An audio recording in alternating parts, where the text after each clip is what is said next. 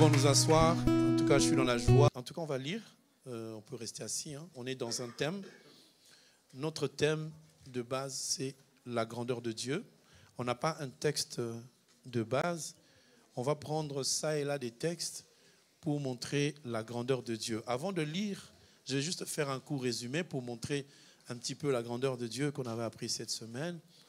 On avait posé la question de savoir pourquoi dans le livre de Jude, il est écrit que le diable se battait contre Michaël pour arracher le corps de Moïse. C'était quoi l'intérêt?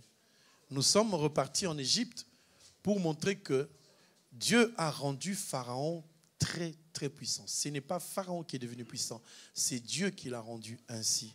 Parce que Dieu, quand il regarde sur la terre, s'il voit un homme élevé, s'il voit un pays élevé, il fera tout pour que ce pays-là tombe et qu'un seul royaume reste, c'est le royaume de Christ. Et nous, nous sommes les participants de son royaume. Dieu fera tout, des siècles et des siècles, pour que la parole soit toujours élevée, que la puissance de Dieu, la grandeur de Dieu se manifeste. Dieu a donc donné le pouvoir à un homme qu'on appelait Pharaon. Et quand on parle de Pharaon, on ne voyait pas un humain. Pharaon n'était pas humain. Pharaon était mi-homme, mi-démon. Il était revêtu du pouvoir satanique.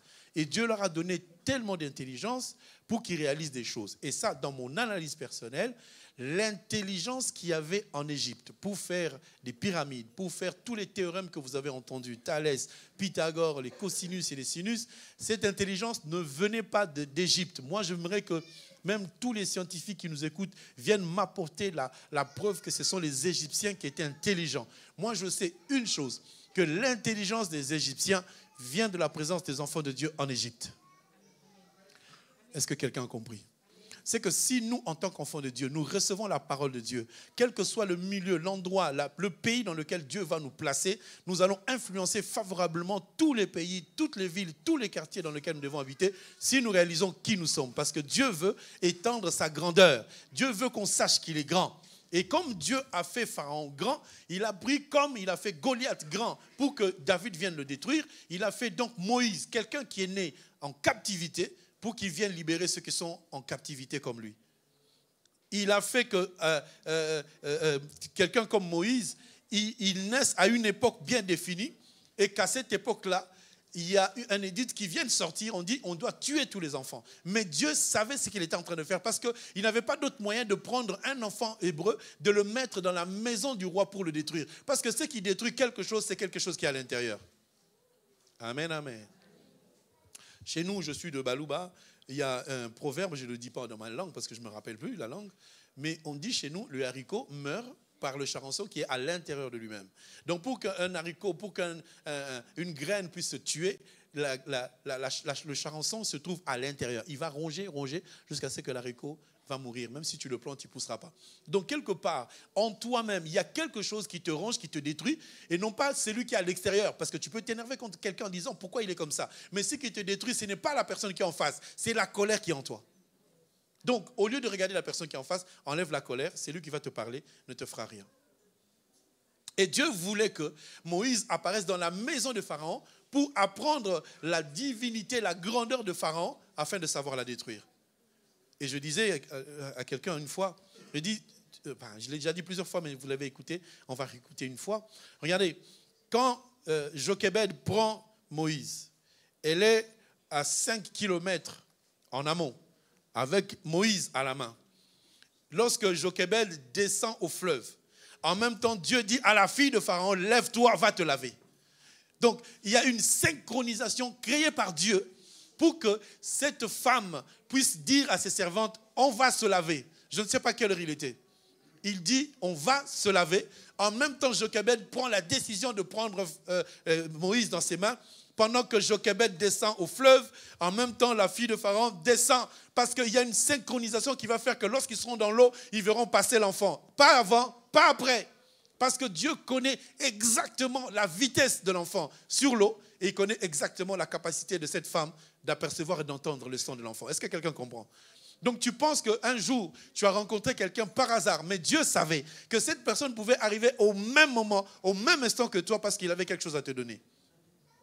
Et voilà comment cette femme, quand elle descend, en même temps qu'elle descend pour se laver, en même temps que la caisse de Jean arrive, et il entend les cris, il dit, prenez-moi cette caisse. Quand il ouvre, il dit, c'est un enfant hébreu. Toi, tu es dans la maison de Pharaon. Tu sais que la loi dit, vous trouvez un enfant hébreu, surtout si c'est un garçon, il faut le tuer. Pourquoi elle ne le tue pas? Ça, c'est Dieu qui fait. Tu peux te retrouver dans la maison, il y a plein de sorciers, il y a plein de marabouts, les gens disent des mauvaises choses contre toi. Si Dieu t'a mis dans une caisse de Jean, personne ne peut te ravir la vie parce que c'est Dieu qui te garde. Nous ne sommes pas gardés par nos prières, nous sommes gardés par l'Éternel. Et Dieu veut que nous puissions prier parce que dans notre prière, nous accomplissons sa volonté. Et Dieu a voulu que Moïse puisse apprendre la magie égyptienne. C'est de la magie. Ça peut vous choquer. Moïse a fait de la magie, de la sorcellerie dans la maison de Pharaon. Parce que ce que vous appelez antidote, si on te mord par un serpent, qu'est-ce qui va enlever le venin? C'est le venin qu'on prend, qu'on met en toi. Si quelqu'un a une maladie, on prend la même maladie, on la met en toi pour combattre la maladie qui va arriver. Je parle comme ça, je ne suis pas médecin, mais les anticorps sont formés par les éléments qui viennent nous combattre. Et c'est comme ça que Dieu fait les choses. Je voulais montrer que Dieu a élevé cet homme Pharaon parce que Dieu n'attaque pas des gens qui sont au premier étage. C'est mon expression à moi, permettez-moi. Quand tu fais mal, Dieu te fait monter au premier étage. Si tu tombes du premier et du deuxième étage, tu n'auras pas mal. Mais si tu tombes du 50e étage, du 80e étage, les gens vont se demander qu'est-ce qui s'est passé. Parce qu'ils vont voir de la viande par terre. Dieu aime que quelqu'un soit élevé. Parce que Dieu est grand, il veut que tout ce qu'il y a sur la terre s'abaisse. Donc il voulait que Pharaon soit grand, mais qu'il prenne la même personne qu'il avait mis dans sa maison, que cette personne apprenne des choses. Voilà pourquoi, quand il a fait sortir Moïse, il savait qu'il a formé Moïse à ne pas avoir peur. Il a formé Moïse à savoir comment Pharaon parle. Quand il lui dit, va dans la maison de Pharaon, dis-lui ça, dis-lui ça. Si toi, tu étais à sa place, tu n'aurais pas pu dire. Parce que Moïse a appris comment on parle à un Pharaon. Si toi, tu étais allé pour parler au Pharaon, déjà avec tes gestes de faire ceci, on te tue. Mais comme Moïse avait vécu auprès de Pharaon, pour s'adresser à Pharaon, il était obligé de se mettre à genoux. Parce qu'à l'époque, pour parler à un père, on se mettait à genoux et on disait que tu vives à jamais, toi le père. Tu sais que c'est un sorcier, mais que tu l'élèves simplement. Dieu a fait cela pour que la grandeur de son nom soit connue. Et Dieu a fait quelque chose de merveilleux parce que je saute un peu les étapes pour qu'on sache la grandeur de Dieu se manifeste au travers de sa puissance et de la parole qu'il nous a donnée. Et lorsque Moïse est allé à la montagne, au mont Horeb, on est déjà dans Exode chapitre 20, on voit que Dieu parlait à Moïse face à face, une dimension très très élevée. Et la Bible déclare dans Exode, je crois, 21, il dit que la peau, c'est Exode 34, la peau de Moïse était transformée par la présence de Dieu. Quand tu t'approches de Dieu, quand tu pries sincèrement, on dit la montagne. La montagne, c'est la dimension supérieure de la prière. Dans tes prières, c'est souvent, tu parles des choses naturelles. Je n'ai pas le mariage. Je n'ai pas d'enfant, je n'ai pas de travail. Ce sont des prières charnelles. Parce que Dieu dit, cherchez premièrement le royaume et la justice de Dieu. Le travail, le mariage, ce sont des choses que Dieu ne va pas nous donner, que Dieu nous a déjà données. Est-ce que tout le monde me comprend? Quand tu cherches quelque chose que Dieu t'a donné, c'est comme quelqu'un qui veut enfoncer une porte qui est déjà ouverte. J'aimerais ce matin que tu saches, le célibat n'existe que dans la tête de celui qui croit qu'il est seul. Ça sonne bien. Le célibat se trouve dans la tête de celui qui croit qu'il est seul. Une fille de 17 ans n'est pas célibataire. N'est-ce pas? C'est une fille de 30 ans ou 40 ans qui commence à se dire pourquoi je n'ai pas d'homme. Mais parce qu'elle croit qu'elle est seule. Dieu nous donne le pouvoir d'appeler à l'existence des choses qui n'existent pas, comme si c'était lui qui le faisait parce qu'il nous a fait de la même nature que lui. La chose la plus puissante encore que Dieu a faite, c'est qu'en parlant à Moïse, Dieu lui a communiqué sa grandeur et sa gloire. Ce n'est pas simplement au travers de son esprit, mais aussi au travers de son corps. Donc le corps de Moïse subissait ce qu'on appelle un jet, une force d'attraction, une force puissante qui faisait que Moïse n'était plus un homme comme toi et moi. Moïse ne vieillissait plus, mais il avait 120 ans. Moïse pouvait courir comme un jeune parce qu'à force de voir Dieu, ses cellules étaient en train d'obéir à la puissance divine qu'il voyait sur la montagne. Et ce que Moïse a fait de plus, c'est que Moïse est le seul homme qui a vu le dos de Dieu. Il a vu la face et le dos. Dieu lui a dit, tu ne peux voir ma face et vivre. Ça, c'est une expression. Je ne suis pas dans la révélation, je suis juste en train de te montrer la grandeur de Dieu. Dieu a voulu qu'il n'y ait qu'un seul homme, qui est Moïse, qui voie sa face quand il montait pour lui donner la loi, mais qui voit aussi son dos. Et le diable lui-même, il a su que lorsque Moïse a vu le dos, Moïse a vu des secrets que personne ne peut connaître. Vous savez tous que le dos, c'est la loi. Quand on parle du dos, on parle de la loi. Je ne suis pas là-bas. Je suis en train de te montrer que dans Jude, Jude est en train de dire qu'il fallait que l'ange Michael puisse contester pourquoi il se battait pour le corps de Moïse. Parce que le corps de Moïse avait subi une métamorphose difficile et différente de ce que nous pouvons avoir. Parce que la Bible nous dit dans Deutéronome 34 que c'est Dieu lui-même qui a enterré Moïse. Jusqu'à aujourd'hui, on ne sait pas où son corps est. Donc Dieu voulait dans sa grandeur abattre la puissance et l'hégémonie de Pharaon pour montrer qu'il est grand. Mais Dieu ne s'est pas arrêté là. Parce qu'à chaque époque, il y a des cycles, il y a des grands qui apparaissent sur la terre. C'est Dieu qui permet que ces grands existent. Dieu permet qu'il y ait des grandes personnalités pour que nous puissions observer ces grands-là et que nous puissions dire, oui, ils sont grands, ils sont élevés, ils sont puissants. Mais parce que nous sommes enfants de Dieu, nous allons observer la déchéance de tous les puissants de ce monde. Aujourd'hui, je ne peux pas dire qu'il y a un puissant sur cette terre. On va dire que Trump est puissant. Non, je ne crois pas. Trump n'est pas puissant. On dit que les États-Unis, c'est la plus grande puissance du monde. C'est vous qui le dites. Un Congolais qui dit que l'Amérique n'est pas puissante, qu'est-ce qu'il a de plus? Je ne parle pas au nom du Congo, je parle au nom de Jésus-Christ. Parce que si on compare, je suis allé faire un comparatif, c'est ça que je vais essayer d'enseigner ce matin. On ne va pas trop lire, on va juste expliquer, parce que je préfère le dire comme une histoire.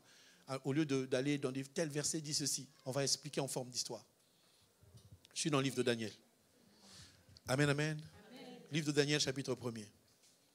C'est écrit ceci, verset 1. La 3e année du règne de Joachim, parce que ça, moi j'ai une autre version, Joachim, roi de Juda, Nebuchadnezzar, roi de Babylone, vint assiéger Jérusalem. Le Seigneur lui donna la victoire sur Joachim et lui livra une partie des objets du temple. Nabuchodonosor les fit transporter à Babylone dans le temple de son Dieu et il déposa les objets dans la salle du trésor de Dieu. Je vais lire notre version, verset 2, verset 3. Le roi donna l'ordre à Ashpenaz, chef des eunuques, d'amener quelques-uns des enfants d'Israël de race royale, de famille noble, des jeunes garçons sans défaut corporel, beaux de figure, doués de sagesse, d'intelligence, d'instruction, capables de servir dans le palais du roi et qui l'ont enseigné des lettres et des langues des Chaldéens. Le roi leur assigna pour chaque jour une portion des mets de sa table et vin dont ils buvaient, voulant les élever pendant 3 années, au bout desquelles ils seraient au service du roi. Verset 6. Il y avait parmi eux, d'entre les enfants de Juda, Daniel, Anania, Miskaël et Azaria. Le chef des eunuques leur donna des noms. À Daniel, celui de Beltchassar, à Anania, celui de Shadrach, Miskaël, celui de Meshach, et Azaria, Abednego. Voilà, je m'arrête là. L'histoire est très longue, mais on va l'apprendre. Alors, je vais vous raconter comment les choses se sont passées. Je vais caricaturer, ce n'est pas vraiment comme ça, mais je vais essayer de mettre ça en forme d'histoire pour que vous puissiez saisir. Alors, on est dans une période où il y a l'empire babylonien qui règne. C'était un très, très grand empire qui, aujourd'hui, on pourrait dire, se trouve en Irak, aujourd'hui à Bagdad. Donc, c'était là que se trouvait l'empire. Cet empire était très grand, très fort, très puissant. C'est Dieu qui a permis cela. Parce que sur terre, il a fallu qu'il y ait au moins une personne qui domine sur tout le monde. Quand Nabuchodonosor était en train de régner, il régnait sur des territoires et des territoires. Donc, il avait cette capacité de se déplacer, de quitter la Mésopotamie, de quitter l'Irak, d'aller jusqu'en Israël, aller là-bas pour prendre tous les ustensiles du tabernacle. Parce que son but, c'était de régner sur tout le côté de l'Orient, qu'on appelle l'Asie du Sud-Est, le côté du soleil levant. Il voulait régner de ce côté-là et il voulait prendre tout. Et qu'est-ce qu'il a fait? Il y avait le roi Joachim qui régnait sur Israël et il est venu, il a pris autorité. Bon, après, quand vous lirez le livre de Jérémie, vous allez comprendre tout ça. Je caricature simplement parce que je peux entrer dans la révélation, mais j'aimerais prendre mon sujet qui est la grandeur de Dieu. Amen, amen. Est-ce que vous êtes là? Voilà. Donc, ce roi-là a donné l'ordre qu'on aille dans tous les pays environnants et qu'on prenne des captifs. Parce que lui, en tant que roi, il avait besoin, dans sa cour, des gens intelligents. Alors, je pense que les Chaldéens, les enchanteurs qui étaient à côté de lui, ont vu que dans tous les pays environnants, il y a un pays dans lequel se trouvent des gens intelligents, des gens qui ont une connaissance qui dépasse celle de Babylone. Alors le roi s'est dit non, il faut que je les prenne. C'est ainsi qu'ils sont allés à Jérusalem. Comme ils ont tué le roi, ils ont percé d'abord ses yeux, ils ont pris tout ce qu'il fallait, ils sont arrivés dans le territoire d'Israël et ils sont entrés à Sichem, dans le territoire qui occupait les enfants d'Israël. Ils sont entrés dans des maisons où il y avait des enfants de bonne éducation. On a trouvé Daniel. Donc Daniel avait environ 16 ans quand on est venu le prendre. On l'a pris, on a pris d'autres enfants, on a pris d'autres jeunes. Et ce sont des gens qui marchaient à pied, bien entendu. Ils quittaient Jérusalem pour aller jusqu'à Babylone. J'ai calculé le nombre de kilomètres, c'est environ 1400 kilomètres. Ils ont fait 4 mois sur le chemin. 4 mois. Alors, je fais juste une parenthèse. Est-ce que vous vous souvenez que Dieu avait appelé Abraham? Vous vous souvenez? Dieu l'avait appelé. Amen, vous êtes là. Vous vous souvenez que Dieu lui a dit, sors de ce pays. C'était quel pays? C'était en Chaldée. À l'époque, il n'y avait pas encore l'empire babylonien. Là, on était à la tour de Babel. Là, on était en Mésopotamie, mais il n'y avait pas encore l'empire babylonien. Et quand on a demandé à Abraham de sortir de son pays pour aller vers un nouveau pays, là où coule le lait et le miel, un pays que Dieu lui avait donné, donc Abraham a quitté un pays et il a fait 1400 kilomètres pour aller à Jérusalem. Dieu lui dit, lève-toi. Il ne lui a même pas dit, va à côté, dans la ville à côté. Non.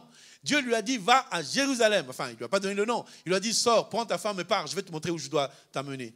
J'aime bien comme cet homme qu'on appelle Abraham, l'obéissance. Seigneur, je ne sais pas où tu m'amènes, mais j'y vais quand même. Seigneur, je ne sais pas cette église ce que ça va donner, mais puisque tu m'as demandé d'y aller, j'y vais. Je disais aussi pour dire certaines personnes, les gens choisissent l'église en fonction de la beauté du pasteur, de sa richesse, ou alors de la beauté des chants ou de la musique. Mais il y a une femme qui avait l'œil, Ruth. Lorsqu'elle a regardé Naomi, elle était veuve, elle avait perdu ses enfants, perdu son mari, elle n'avait pas de richesse. Il a dit, cette femme, puisqu'elle vient d'Israël, ben, elle sera ma mère. Là où elle va mourir, je mourrai. Là où elle va vivre, je vivrai. Mais elle n'avait rien. Aujourd'hui, les gens veulent suivre Jésus en disant, Seigneur, si je te suis, tu vas me donner quoi? Rien. On ne suit pas Jésus pour avoir quelque chose. On suit Jésus pour l'aimer.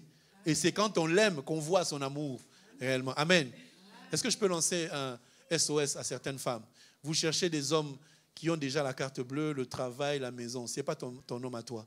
Ton homme à toi est sans allure, sans façon. Il n'a rien, il marche à pied, pas de papier. Mais toi, tu te dis, comme il n'a pas les papiers, donc il cherche le moyen de les avoir. Peut-être que c'est en celui-là que se trouve la grandeur. Amen. Parce que le choix des filles, c'est toujours, je vais 1,90 m, qu'il ait déjà ses papiers, qu'il ait déjà tout. Dieu peut se manifester dans quelqu'un qui n'a pas d'allure. Amen. Vous êtes d'accord ou pas? Elles disent amen, mais elles ne vont jamais l'appliquer. Mais que Dieu vous aide. Amen, amen. Parce que dans cette église, je connais une sœur, on est venu lui dire, je veux t'épouser. Il a regardé, il a dit, si avec ta taille, elle n'en a vu que la taille, alors que dans cette taille-là, il y a peut-être le bonheur. Cherchons la face du Seigneur. Si Dieu te dit, avance, avance. Daniel est entré dans la colonne. Il y avait plusieurs personnes, des vieux, des jeunes, des enfants même, des femmes enceintes. Direction Babylone. Ils ont marché 4 mois. Ils ont marché en regardant devant parce qu'ils étaient entourés des policiers. Ce ne sont pas les policiers que vous voyez aujourd'hui. Les policiers de Babylone, c'était des hommes costauds, des hommes très forts avec des lances. Il peut tuer quelqu'un juste en tordant son cou comme ça parce qu'ils étaient tellement forts, bien entraînés. Et c'est sur le parcours que Daniel a rencontré Azaria, Miskaël et Anania. Ils ont commencé à discuter. Ils ont commencé à se dire, nous sommes des jeunes, nous avons 16 ans, mais nous allons dans un pays où on nous force d'aller. On va rester ensemble. Ils ont commencé à rester ensemble. Arrivés 4 mois plus tard, on les a placés comme du bétail. Parce que Babylone c'était une grande puissance qui avait besoin des hommes forts, des hommes intelligents. Et quand on lit l'histoire, on se rend compte que Daniel, déjà dans son enfance, son père l'avait mis à part. Donc il parlait très bien chaldéen alors qu'il était juif. Il savait calculer, il était intelligent, il faisait les mathématiques. J'aimerais dire aux enfants, arrêtez de fuir les maths. Demandez la grâce au Seigneur. Tous les enfants que je rencontre, hier on était avec les enfants, il n'y a aucun qui aime les maths. Il faut aimer les maths. Il y en a qui disent, non mais toi aime-les, nous on ne va pas les aimer. Toute chose qu'on apprend c'est utile, n'est-ce pas? Dieu a fait en sorte que cet enfant Daniel soit un enfant excellent parce qu'il connaissait la parole. On nous dit même que quelqu'un comme Anania, il avait comme une poche, il avait mis la terre d'Israël, de Jérusalem. Il a dit, je ne veux pas oublier ce pays. Et ils sont entrés dans Babylone, un pays où on faisait n'importe quoi. Mais ce qui les a impressionnés quand ils sont arrivés, ils ont vu le grand palais de Nabuchodonosor. C'était un très, très grand palais. Essaye d'imaginer que tu habites 3 mètres carrés et tu arrives là-bas, tu vois un palais de 2000 mètres carrés très grand avec un jardin suspendu, avec une porte de 20 mètres de haut. Comment ils ont pu placer cette porte? À l'époque, il n'y avait pas de grue. Comment ils ont fait les bâtisses? Allez lire Babylone, vous allez voir ce qu'il y avait dedans. Toutes ces choses que je suis en train de vous dire, c'est de montrer que l'homme est devenu puissant. L'homme est devenu fort. Mais Dieu voulait abattre Nabuchodonosor. Mais il s'est servi de Daniel. Souvent, si vous lisez l'histoire, vous allez voir que quand un grand s'élève, Dieu n'envoie pas un autre grand. Il envoie un tout petit pour détruire le grand. Et tel que tu es là, tu es le tout petit qui va entrer quelque part à l'Assemblée nationale pour détruire les grandes personnes. Parce que Dieu va installer sa place. Et voilà comment vous avez peur d'aller faire les études. Voilà pourquoi vous avez peur de faire la maths, les physiques. Et que Dieu vous pousse à y aller parce qu'un jour, l'un de vous va se retrouver quelque part à l'Élysée. Je n'ai pas entendu amen, donc vous n'êtes pas d'accord. Nous avons toujours ce complexe. Pasteur, tu parles de l'Élysée. Nous, on va arriver là-bas comment? Daniel, il a fait comment pour arriver dans le palais du roi? Ils étaient des milliers de jeunes. On les a traités comme du bétail. On regarde les dents, on regarde la bouche, les oreilles. On regarde tout, on ausculte. On regarde, oui, celui-ci, il vaut la peine. Et on les a pris, on les a mis ensemble. On ne les a pas séparés. Et vous savez, quand vous arrivez à Babylone, on doit vous donner à manger de Babylone. Mais ce qui est intéressant, c'est de comprendre quoi? Est-ce que la nourriture de Babylone était mauvaise? La nourriture de Babylone était bonne. C'était une nourriture comme les autres. Mais la nourriture de Babylone devient mauvaise parce que c'était une nourriture sacrifiée aux idoles. Donc, avant de vous servir le mouton qu'ils ont préparé pour vous, ils prennent le mouton, ils offrent ça à Bel. Vous avez vu, on a changé le nom de Daniel, on l'a appelé Belchassar. Bel, c'est le démon. C'est le dieu mystique. Et Ananias, on a changé son nom, on l'a appelé Meshach, l'autre Abednego. Donc, normalement, tu ne dois pas donner en tant qu'enfant de Dieu un nom de Meshach, Abednego à tes enfants. Ce sont des noms des démons. Mais il y a des Meshach, il y a des Shadrach.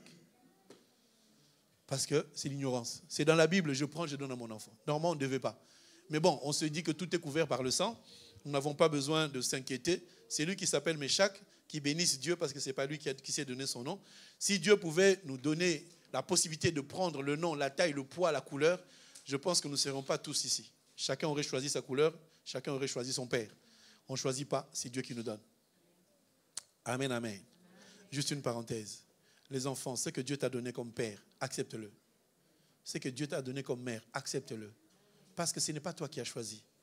On a souvent tendance à aimer la mère de l'autre. J'étais le premier à le dire. Seigneur, donne-moi cette maman-là, pas la mienne. Mais ce que Dieu a prévu pour toi, au travers de ta maman, tu ne le trouveras jamais chez une autre maman. Oui, j'entends les enfants qui disent, oui, l'autre maman, elle est gentille parce qu'elle laisse sortir ses enfants. Qu'elle laisse sortir ses enfants, ça c'est elle. Mais toi, tu ne sors pas parce que tu as une mission à faire sur terre. Toi, tu ne sors pas parce que tu n'es pas l'autre. Dieu a prévu que toi, tu puisses te marier à quelqu'un de plus important que l'autre. Si tu sors, tu ne te marieras pas à la personne que Dieu a prévue pour toi. Alors, au lieu de dire que mes parents sont sévères, dis simplement, mes parents sont ceux que Dieu veut qu'ils soient. Si Dieu savait que Jochebed aurait pu élever Moïse au point d'aller sauver, il aurait laissé chez Jochebed. Il a dit, c'est la fille de Pharaon à qui j'ai mis le pouvoir et l'autorité d'amener cet enfant à être un ingénieur. Parce qu'avec Jochebed, il aurait été manutentionnaire sur un chantier. Dieu, il sait. Obéissez à vos parents. Même s'ils sont vieux, obéissez-les. Souvent, cette génération, ils disent, nos parents ont sauté de génération, ils sont de la vieille école, ils ne savent pas, ils ne comprennent pas ce qui se passe. On est peut-être de la vieille école, mais on a l'œil et on sait voir. Quand vous nous présentez un homme avec des cheveux et des boucles d'oreilles qui vient, nous on voit que c'est un délinquant. Et, oh papa, tu ne vois pas qu'il est beau. Sa beauté, c'est quoi? C'est sa barbe. Quand vous aimez vos trucs là, nous on sait, ce garçon-là, c'est un escroc. Avec l'expérience, on sait, un escroc restera toujours un escroc. Dis-toi, non, papa, cette femme, je l'aime. Tu l'aimes, elle t'a séduit. Nous, on voit. Nous, les papas, là, les vieux, là, on voit mieux que vous. Dans votre génération 3.0. Tu l'as aimé sur Instagram avec des modifications latérales. Quand elle se présente, elle te dit, non, j'ai fait ça pour ton père. Mais elle n'a jamais été comme ça. N'épousez pas une image, épousez une personne vive. Un frère. Il vaut mieux qu'un païen sur Instagram. Vous êtes en train de chercher sur TikTok, voilà pourquoi vous n'aimez pas les frères. Vous voulez que les frères ressemblent à TikTok. Les frères ne sont pas sur TikTok. Amen, amen.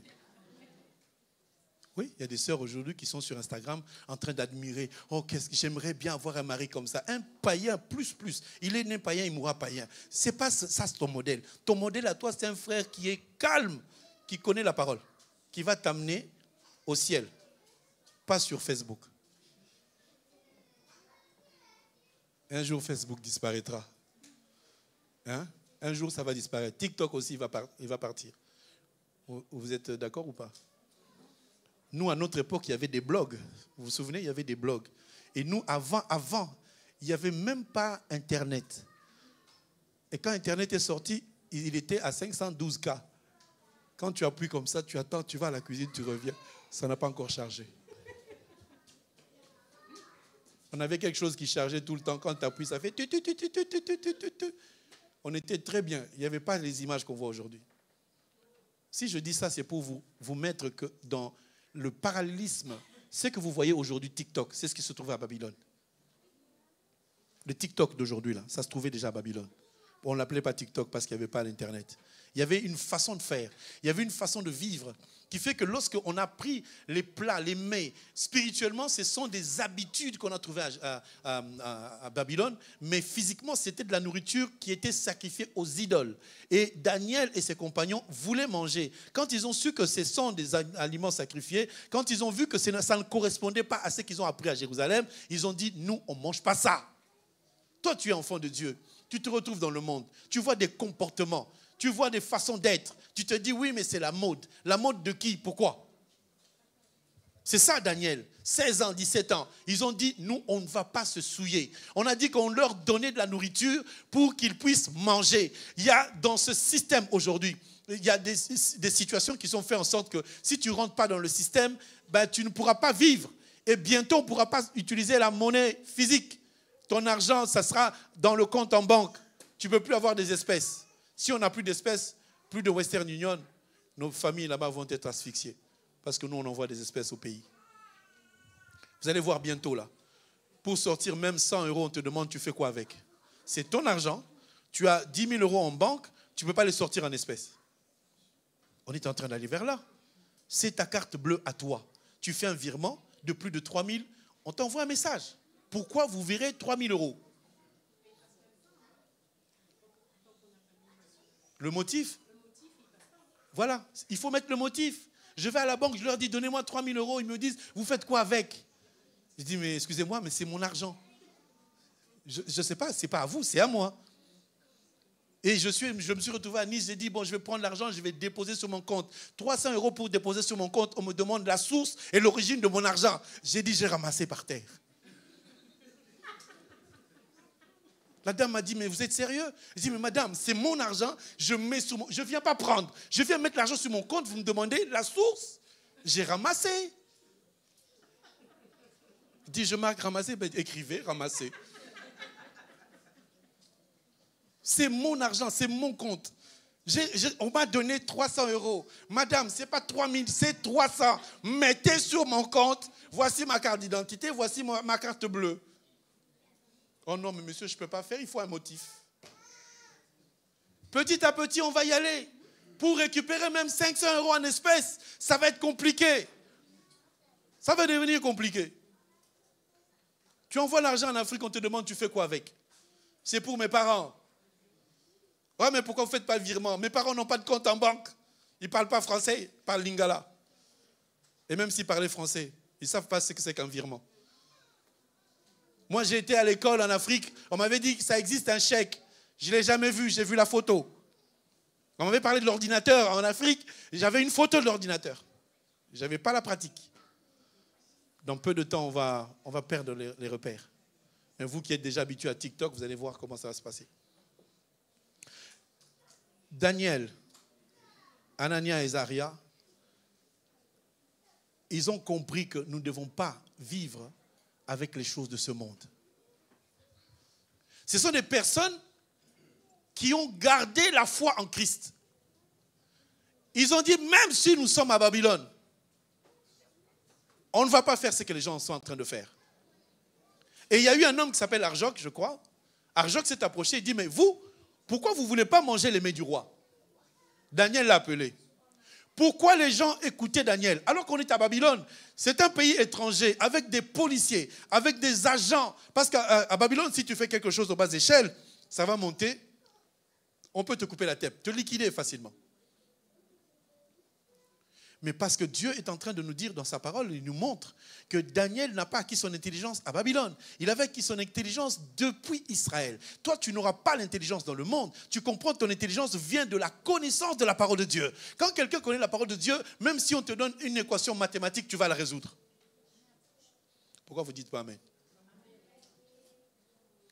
À l'école où tu vas, puisque tu n'as pas Dieu, c'est pour ça que tu échoues. Mais si tu amènes Dieu à l'école, Dieu va te dire, écris ça.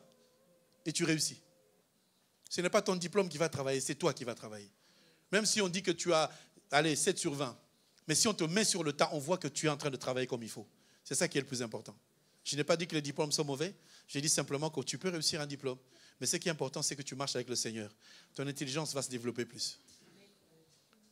Et cet homme, Arjoc, s'est approché de Daniel. Il a dit, Daniel, tu sais que si tu ne manges pas, tu auras des problèmes avec Nabuchodonosor. Il lui a dit, écoute, moi je vais manger, mais je ne vais pas manger comme eux. Donne-moi juste des légumes et du pain sec. Moi et mes 4 compagnons, et fais-nous une épreuve de 10 jours. Tu vas voir ce qui va se passer. Vous voulez des légumes? Oui. Vous ne voulez pas manger ça? Non. Ils ont commencé à manger des légumes pendant 10 jours. La Bible déclare que leur visage était mieux que le visage des autres jeunes qui étaient avec eux, parce qu'eux, ils ont mangé de l'herbe. Ils ont mangé des légumes pendant 10 jours. Tout ça, c'est toujours la révélation du Seigneur pour vous montrer que Dieu, petit à petit, est en train d'introduire la présence d'un homme qui s'appelle Daniel, venu comme toute autre personne, dans un lieu où c'est hostile, c'est impossible d'agir. Et qu'est-ce qui s'est passé? Ce monsieur qui était toujours avec Daniel, il voyait dans Daniel quelque chose d'extraordinaire, parce que Daniel parlait plusieurs langues. Et Daniel résolvait beaucoup d'équations, parce qu'on mettait ces jeunes-là à l'épreuve. On leur donnait des questions, on leur enseignait des choses parce qu'on voulait les sélectionner pour qu'ils deviennent des gouverneurs. Donc, ils ont testé Daniel et ses compagnons pour voir s'ils ont de l'intelligence. Ils ont remarqué que leur intelligence était supérieure aux Babyloniens.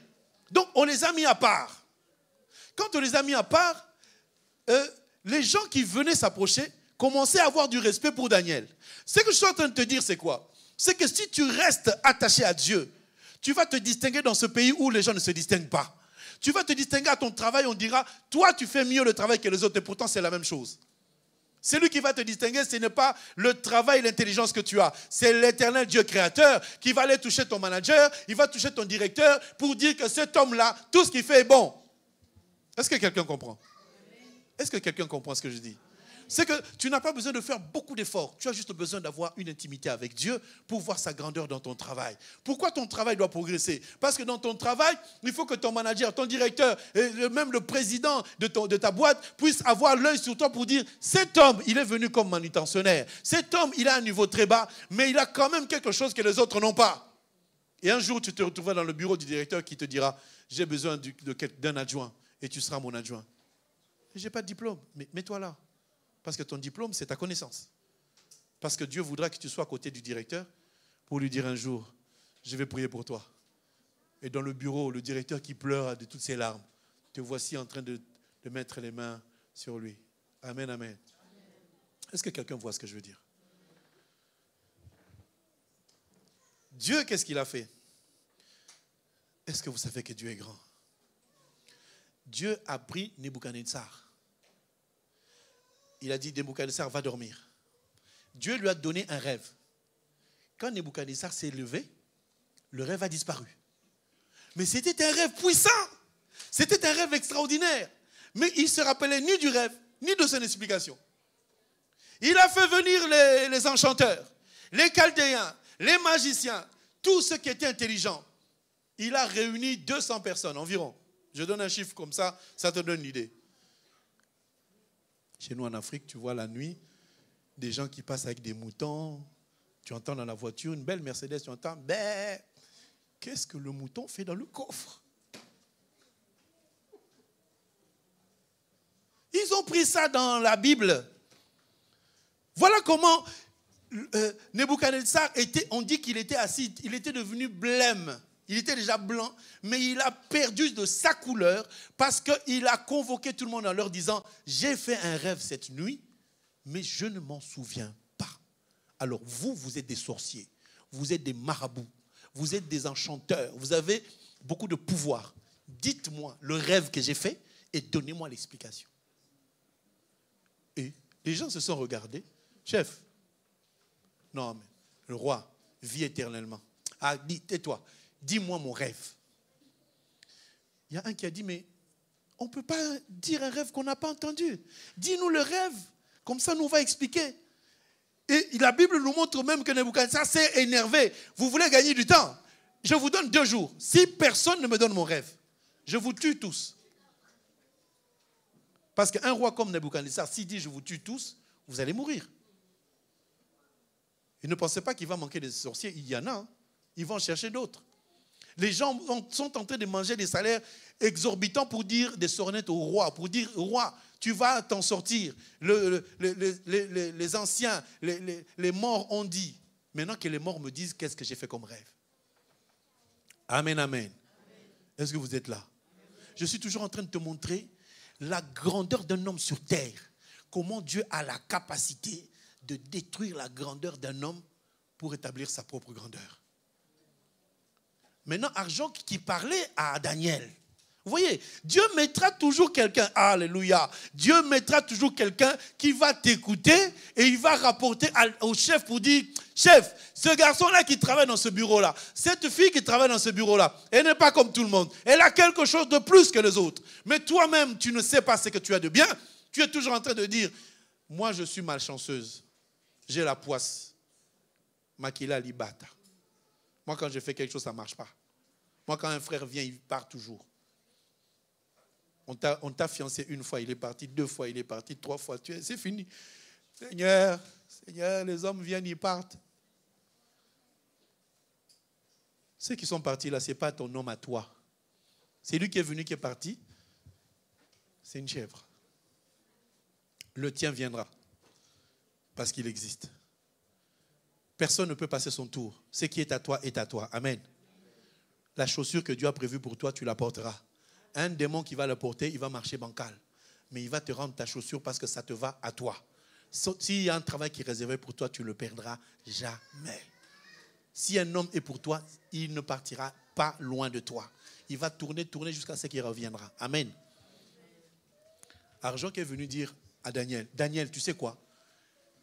Le roi Nebuchadnezzar a posé un problème. Il va tuer tous les enchanteurs. Pourquoi?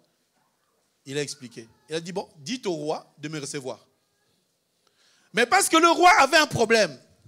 Amen, amen. Est-ce que quelqu'un voit ce que je suis en train de dire? C'est que toi, personnellement, tu ne peux pas faire une demande. Monsieur Macron, est-ce que vous acceptez de me recevoir? Ta lettre n'arrivera même pas au perron. Ça n'arrivera nulle part. Ça va s'arrêter à la poste de Villeneuve.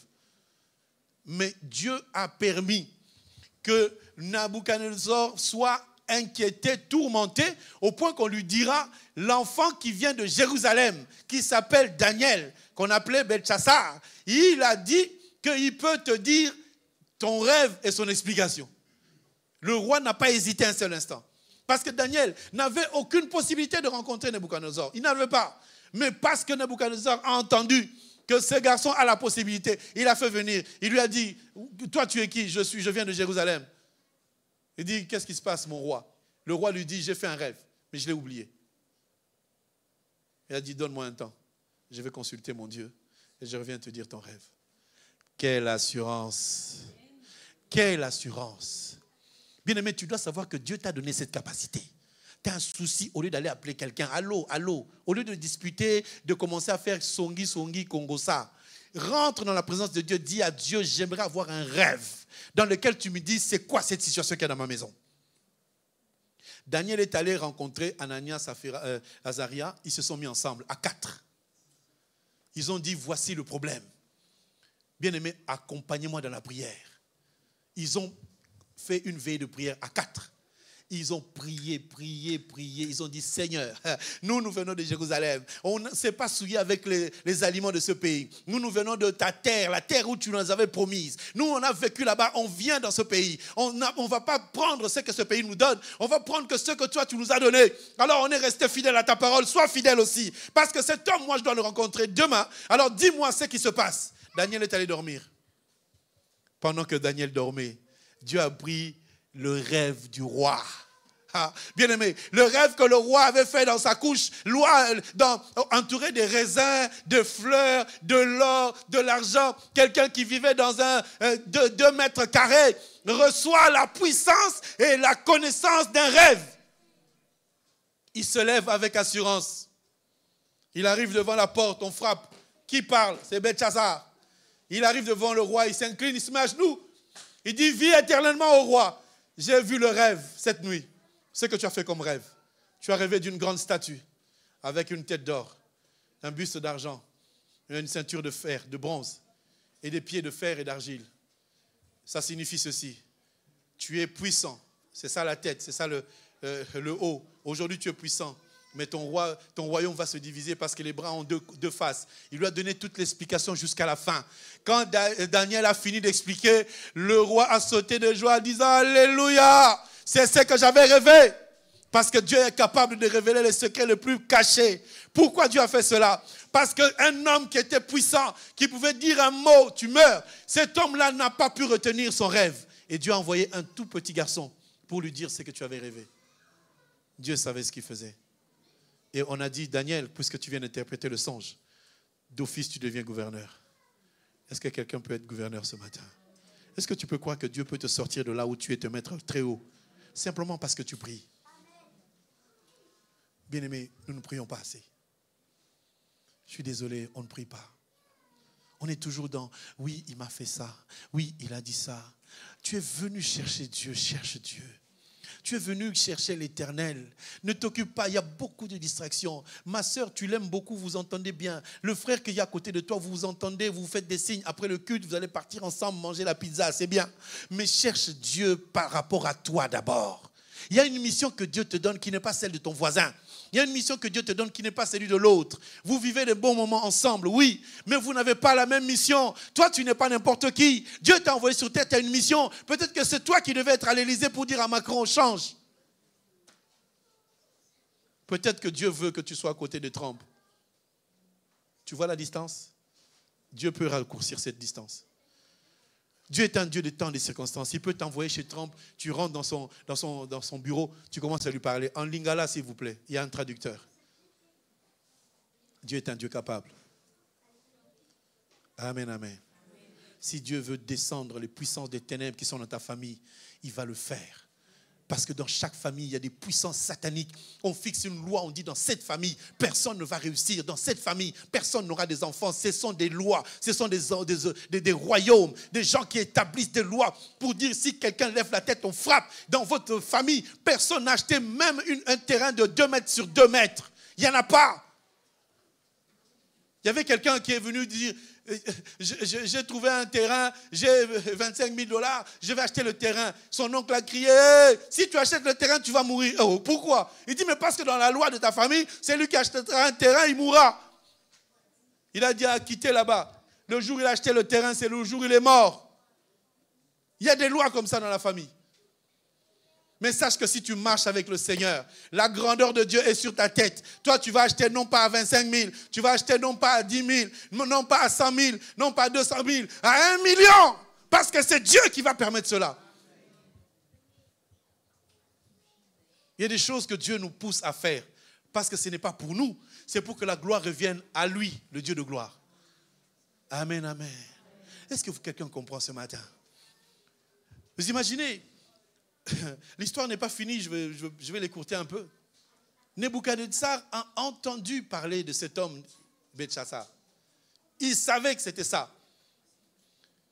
Il est sorti de son rêve avec gloire. Qu'est-ce qu'il fait? Il fait encore une grande statue avec son effigie, son visage. Et il dit à tout le monde, quand vous entendrez le son de la sambuc, du psalterion, de la guitare, tout le monde doit se prosterner devant la statue que j'ai érigée. On est toujours à Babylone, la grande, la plus forte, la plus supérieure. Dieu a fait l'épreuve avec Daniel, mais il avait Meshach, Abednego, Miskaël, Anania et Azaria. Eux aussi, de leur tour, Dieu voulait se manifester.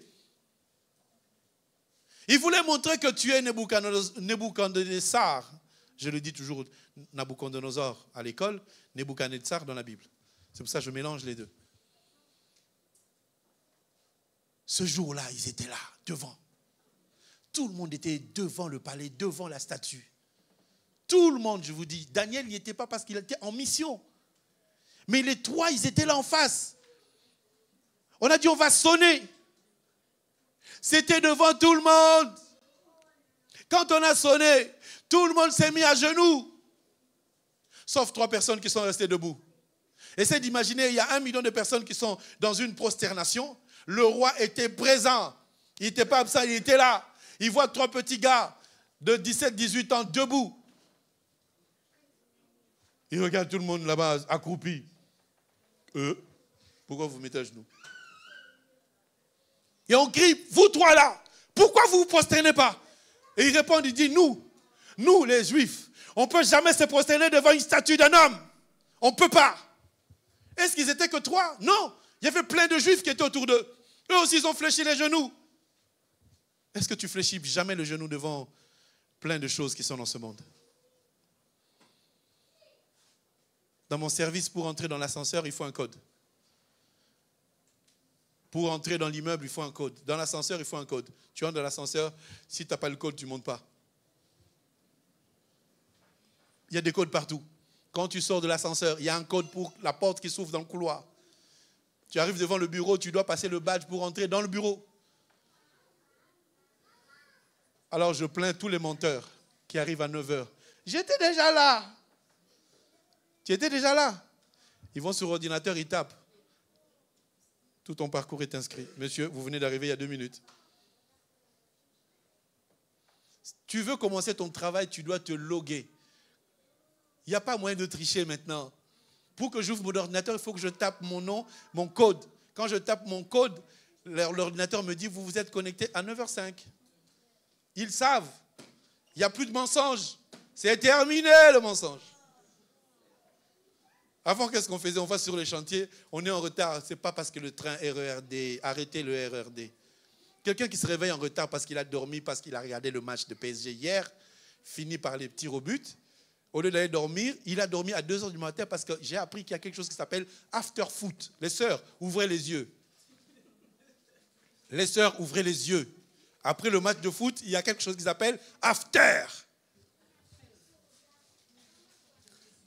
J'ai dit toujours aux sœurs, quand votre mari regarde le foot, Ne l'en empêchez pas. Ne passez pas devant l'écran. Mais dites-lui, chérie, est-ce qu'on peut prier? Surtout quand le PSG menait 2-0 à la mi-temps. Tu vas voir la colère. Chérie, j'ai mal ici, tu peux intercéder. Il dit, tu ne veux pas qu'il y ait le match? Va dormir, j'arrive, le Seigneur est vivant. Toi, tu vas l'attendre dans la chambre, lui, il est en train de regarder les afters. Les sœurs, ouvrez les yeux, il y a des afters.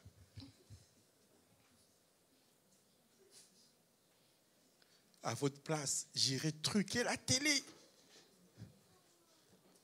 Comme ça, après le match, la télé s'arrête. Vous savez qu'il y a des télés qui marchent en fonction de... Il y en a, hein? Tu programmes, ça s'arrête à 20h30. Après les infos. Amen, amen. Détendez-vous, nous sommes dans la présence du Seigneur. Le roi a appelé, dit, les trois là, vous qui ne vous mettez pas à genoux, venez, venez. Ils se sont approchés.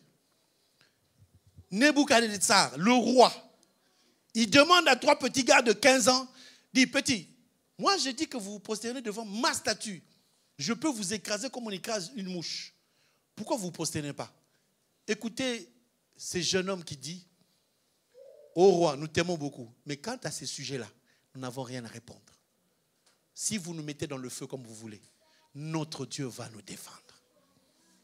Et même si on meurt, on mourra par la gloire du Seigneur. Nebuchadnezzar est devenu rouge. Jamais personne ne s'est opposé à lui. Il a dit, prenez ces gars-là, mettez-les dans le feu et allumez le feu 7 fois. Dans la colère, le roi s'est levé. Mais si tu présentes Jésus-Christ, Jésus te défendra. On les a portés avec leurs caleçons et leurs vêtements. On est arrivé devant l'entrée de la fournaise. Les gens qui les ont amenés ligotés, eux-mêmes sont d'abord tombés. J'ai dit ce matin, tous les sorciers qui veulent ton mal tomberont dans le même mal qu'ils veulent pour toi, mais toi tu ne tomberas jamais. Tous les complots qui s'est fait dans ta famille, on dit elle est là, elle est en Europe, hein? Elle est en train de manger parce qu'en Afrique ils croient que nous mangeons des pommes de terre.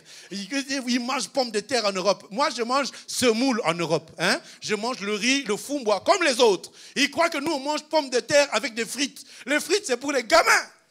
Moi je prends la semoule à la main.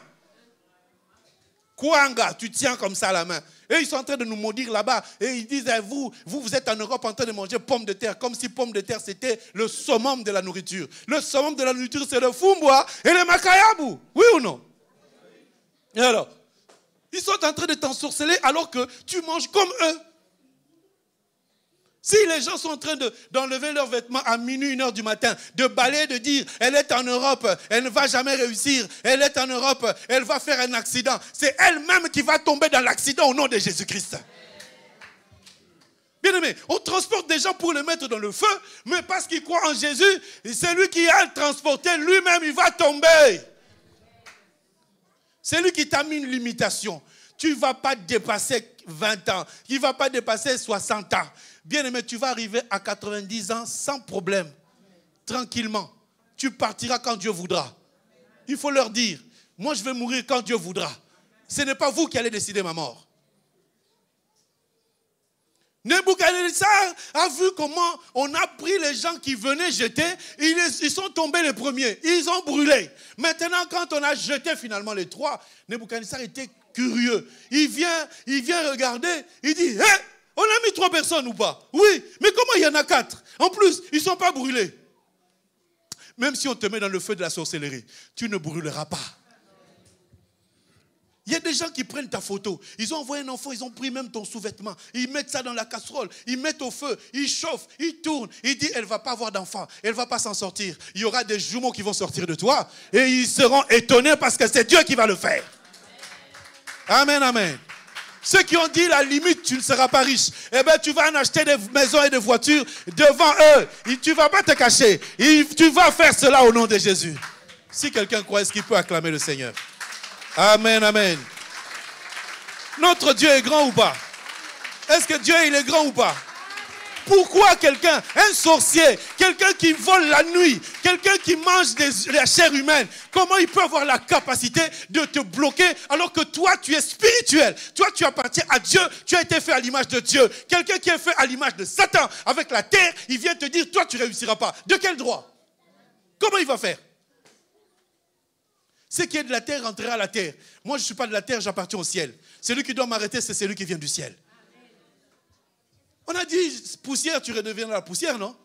Mais Jésus était venu d'où? Du ciel. Donc, il n'est pas resté dans la terre. Donc, moi, je suis à l'image de Christ. C'est tout ce qu'il y a sur la terre. Ça ne peut pas t'atteindre. On dit, le malheur atteint souvent le juste, mais l'Éternel la délivre toujours. Pourquoi? Parce qu'il y a un secret derrière. Dieu permet des fois qu'on te touche pour que tu sentes que Dieu existe et que tu vois sa grandeur. Là où ils ont fait des radars, ils ont dit, elle ne va pas s'en sortir. Ils ouvrent leur télévision, invisible. On te cherche, on ne te voit pas. Et on ne te verra jamais. Parce que tu es caché par la main de l'Éternel. Même s'ils te jettent dans le feu. Et ils ont vu 3 personnes entrer, mais ils ont vu une 4e personne. Quel que soit où tu seras, Jésus sera toujours à tes côtés. Il y avait des frères qui disaient, oh j'ai peur, on va m'expulser. Finalement on l'a attrapé, on l'a mis presque dans l'avion. On dit demain tu pars. Il était dans l'avion à Roissy. Il m'a appelé, on a prié au téléphone.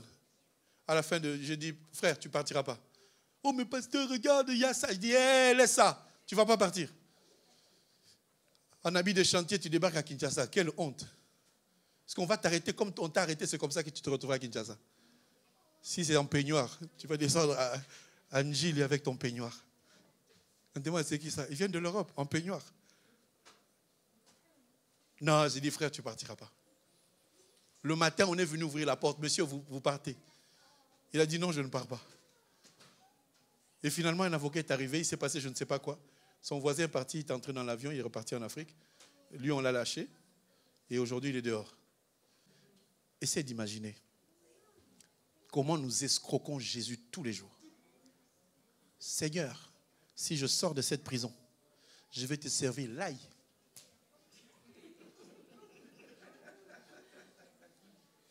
Seigneur, si j'ai ce boulot, la dîme que tu vas avoir, Yesu. Nous, à l'époque, on faisait ça pour être vrai. Je vais le faire. Depuis que tu as fait l'ail jusqu'à aujourd'hui, il y a seulement Wallahi. Dieu nous regarde, nous sommes des escrocs. Mais Dieu te comprend. Si Dieu pouvait nous pourchasser, toi tu avais dit, toi. Mais Dieu fait semblant comme si tu n'avais même pas fait de promesse. En plus, il te bénit, il te donne des enfants. Mais tu avais fait la promesse. Si c'était moi l'homme, ah là là, moi là, tu m'avais promis, je vais t'attraper. Je vais te rappeler ça tous les jours. Ma soeur, tu avais dit ça. Mais Dieu te laisse dormir dans la paix, il ne te rappelle même pas tes promesses. Tu te souviens quand tu avais dit, pasteur, tous les dimanches je serai à l'église. Heureusement, je n'ai pas de registre d'appel. Sinon, on va... Lomboto, absent. Annie, absente. Dieu ne m'a pas donné ce droit-là. Et je ne le ferai pas. Amen, amen. Dieu nous aime. Hein? Malgré notre infidélité. Ah, nous sommes infidèles. Ah là là là là. Mais Dieu oublie seulement. C'est sa miséricorde qui fait que nous soyons là. Nebuchadnezzar a vu la grandeur de Dieu. Il a dit désormais, on va louer le Dieu d'Anania, d'Azaria et de Miskaël. Les gens ont commencé à adorer le Dieu d'Israël. Parce que Dieu a pris 4 personnes. Il les a introduits à Babylone pour descendre le pouvoir d'un homme. Dieu n'aime pas le pouvoir d'un homme. Je terminerai par cette histoire qui a suivi. Dieu voulait que Nebuchadnezzar, en tant que Dieu sur terre, puisse quitter sa divinité et reconnaître que Dieu est grand. Il l'a fait, mais il n'est pas allé jusqu'au bout. Maintenant, Dieu lui donne un deuxième rêve. Il appelle Daniel. Le livre de Daniel, c'est un livre très riche. Daniel vient, il lui explique le rêve cette fois-ci. J'ai vu un arbre qui commençait à perdre ses feuilles, Ses fruits, l'arbre est tombé, il a été coupé, mais il n'a pas été déraciné. Daniel dit au roi, « Roi, Dieu t'avait montré des miracles pour que tu donnes gloire à son nom. Le Dieu créateur, Dieu d'Israël, c'est lui qui t'a donné ce pouvoir que tu as. Mais tu es resté dans l'orgueil. Alors Dieu a décidé au travers de ce rêve qu'il va briser ta vie, mais ton royaume va rester. Pendant 7 ans, tu deviendras comme un animal. » Dieu a pris Nebuchadnezzar, tout un roi, puissant qu'il était. Il gérait des pays et des pays. Il contrôlait le monde. Dieu lui a pris 7 ans. Il était sur son balcon en train de dire, j'ai fait un grand empire, un royaume extraordinaire. Regarde mon jardin, comment il est. Pendant qu'il parlait, sa vie commençait à changer. Il commençait à pousser des poils comme une vache. Il est devenu comme une vache. Son corps s'est couvert de plumes et de poils. Il a commencé à marcher comme un bœuf. Il a fui le palais. Il est allé dans la brousse. Il buvait l'eau des champs et il mangeait de l'herbe. Dieu est capable de faire manger de l'herbe à un roi de ce monde pour montrer qu'il est plus grand que les gens de ce monde. Bien-aimés frères et sœurs, arrêtez d'avoir peur des sorciers. Il ne faut pas craindre les sorciers. Plus vous craignez, plus ils vous abattent. Plus vous avez peur d'eux, plus vous régressez dans votre vie. Dieu a pris un homme très puissant, très fort. En lingala, je n'ai pas le mot en français. Assambouissier. Trouvez-moi le mot, vous qui êtes intelligent. Donc, il a Sambois, c'est ça. Assambouissier chef, Mokonzi. Il l'a humilié, c'est ça, hein? Ça peut passer. Hein? Humilié. Mais en lingala, ça c'est pas vraiment humilié, mais vraiment, comprenez, il a humilié. C'est que il se croyait Dieu au-dessus de Dieu, mais Dieu l'a fait descendre. Il est devenu une vache. Celui devant lequel les policiers étaient comme ça. Dieu l'a rendu vache. Les sorciers qui te dérangent là, Dieu peut en faire des moustiques que nous aurons l'habitude de faire. Au pays, on a l'exercice de faire ça. Quand tu vas au pays, tu deviens chasseur de mouches, chasseur de moustiques. Dieu peut faire de tes sorciers, ceux qui te dérangent là, des moustiques. Comme ça, au lieu de les écraser au nom de Jésus, tu les écrases juste avec ta main. Pas au nom de Jésus. Dieu est puissant. Est-ce que tu sais que Dieu est puissant? Quelqu'un pourrait chanter, Dieu a mis de l'or, du diamant dans la terre, non? Il a mis du cobalt, il a mis des pierres précieuses. N'est-ce pas? La terre appartient à qui? À Jésus, non? Mais Dieu a mis ça pour vendre l'or à qui? Le diamant là, c'est à Dieu, non? Mais Dieu a mis ça pour vendre à qui? Si Dieu met dans la terre de l'or que tu vas chercher, c'est à Dieu. Mais toi, tu t'en sers pourquoi? Parce que Dieu a mis la richesse sur la terre pour toi et moi. Dieu a permis que tous les grands de ce monde soient abaissés pour que le royaume du ciel existe et domine sur toute chose qu'il y a sur la terre. Si Dieu t'a appelé à connaître la parole, c'est parce que Dieu t'a donné la domination sur tes sorciers, là, des démons qui sont dans ta famille, pour qu'ils voient que tu es différent. Si dans ta famille, personne n'a déjà acheté un appartement, toi, tu seras le premier à acheter non pas un appartement, mais des maisons. Est-ce que quelqu'un comprend? Si dans ta maison, dans la maison de tes parents, personne n'a déjà donné naissance à des jumelles, tu seras la première à donner naissance à des jumeaux. 2 fois s'il le faut. J'ai dit à une soeur, tu auras des jumelles. Elle dit, pasteur, ça s'est fait. Comment ça s'est fait? Il faut dire simplement, Amen. Vous ne voulez pas les jumeaux? Moi, j'ai rendez-vous avec des jumeaux dans 5 ans. J'ai ma réunion des jumeaux. D'ailleurs, quand on est en train de parler, j'aimerais que tu sentes qu'il y a des jumeaux dans ton ventre. Que tu ressentes ça. Même si tu as déjà 3 enfants, pasteur, il y en a déjà assez. Qui a dit que c'est assez? Oh non, est-ce que j'ai les moyens? C'est Dieu qui donne les moyens. Et nous, les grands-pères, on est là. On va s'en occuper. Dieu te fait grâce. Accepte seulement. Il y a des sœurs qui ont limité leur mari. Moi, c'est 3 ou rien. C'est toi qui as limité. Dieu va ouvrir la porte. Tu vas avoir des jumelles. Et tu diras, c'est la dernière. La dernière par rapport à toi. Dieu peut rajouter une dernière après la dernière. Parce qu'il est souverain. Je disais à ma femme, j'aurais aimé avoir 7 enfants. Elle m'a toujours dit, c'est ton ventre à toi que ça va entrer. Mais on est là pour vous consoler, non? Quand tu souffres, je suis à tes côtés. Je suis en train de t'accompagner dans ta souffrance. Nous souffrons ensemble. Mais toi, tu portes. Vous n'êtes pas d'accord? Dieu n'a pas dit « j'augmenterai la souffrance de la grossesse de l'homme ». Il va augmenter la souffrance de la grossesse de la... Amen. J'aimerais que tu vois au travers de ce message, je ne suis pas entré dans la révélation. Je suis entré dans la dimension de te dire, Dieu est très grand. Dieu est un maître de temps et des circonstances. J'aimerais te dire ce matin que la vie que tu mènes n'est pas encore celle que Dieu veut pour toi. Il y a une vie extraordinaire que tu ne connais pas. Il y a des choses, bien aimées, que nous n'avons pas encore connues, que Dieu veut que nous puissions connaître pour sa gloire. Dieu veut qu'on puisse témoigner de notre bouche. Beaucoup de gens ne parlent pas de Jésus. Ce matin, j'ai demandé qui a un témoignage. Zéro. Zéro témoignage. Pourquoi? La honte. Je me souviens, il y a 2016, une sœur qui venait parmi nous, un frère s'est levé et dit, Dieu m'a fait grâce, j'ai eu mes papiers, amen. On est sorti. Ça, c'est quel témoignage, ça? Est-ce que les papiers, nous, on est des Français. Moi, si j'ai les papiers, toi, tu es française, mais la dimension de mon papier, tu ne connais pas. Parce que j'ai... toi, tu es né ici, hein? Tu ne connais pas. Nous, quand on voit les policiers dans la rue, on a le cœur qui bat. Tu n'as pas connu ça? On marche comme ça, on fait semblant, on met la tête par terre. Le policier passe, tu dépasses. Nous, on a même tremblé devant les pompiers, on ne savait pas. Mais toi, tu es né ici. Ouais, c'est quoi ce témoignage des papiers? Fanda!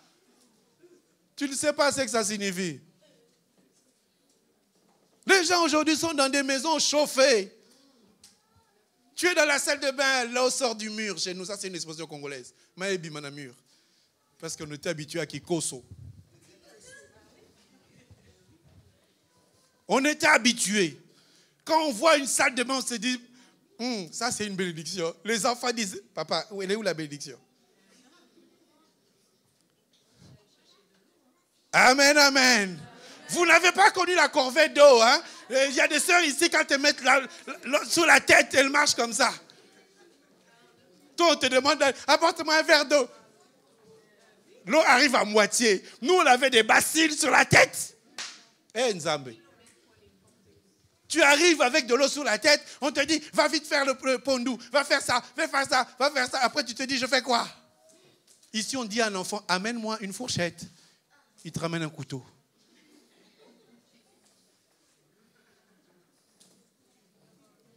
Chacun voit la dimension de Dieu au travers de ta vie. Oh, vous dites toujours, au pays, nous au pays, on n'a pas vu. Vous n'avez pas vu, mais nous on a su. On était dedans. On a marché dedans. Quand aujourd'hui je vois, j'ai une maison avec une porte et avec une clé, tu te dis, gloire à Jésus. Tu ne sais pas les portes, comment on les ferme en Afrique. On tire. On met une grosse truc à bout, que ça tienne au moins jusqu'au matin. La nuit, quand les voleurs viennent, ils font boum, boum, boum, on va casser la porte. Tu sais que ça ne tient pas. Les enfants qui entrent dans la salle de bain, qui fait 15 heures du temps à se laver. Nous, les grands, quand on se lave, on compte l'eau, on se dit, c'est bon là, je ne vais pas consommer. Les enfants, quand ils entrent, oh, bonjour, bonjour l'eau, EDF et les autres sont contents. Chacun voit le niveau du Seigneur, hein? Ton niveau à toi, il est bon, je suis française. Laisse-nous les Congolais qui sont venus d'Afrique. Aujourd'hui, quand je vois les policiers, je bombe aussi la torse. Tu me demandes, j'en ai. Moi, j'ai fui même les pompiers. Les pompiers qui venaient intervenir. On m'a dit, Freddy, ne fouille pas, c'est pas le police, c'est pas le policier, c'est un pompier. Je dis, mais pourquoi il est habillé comme ça?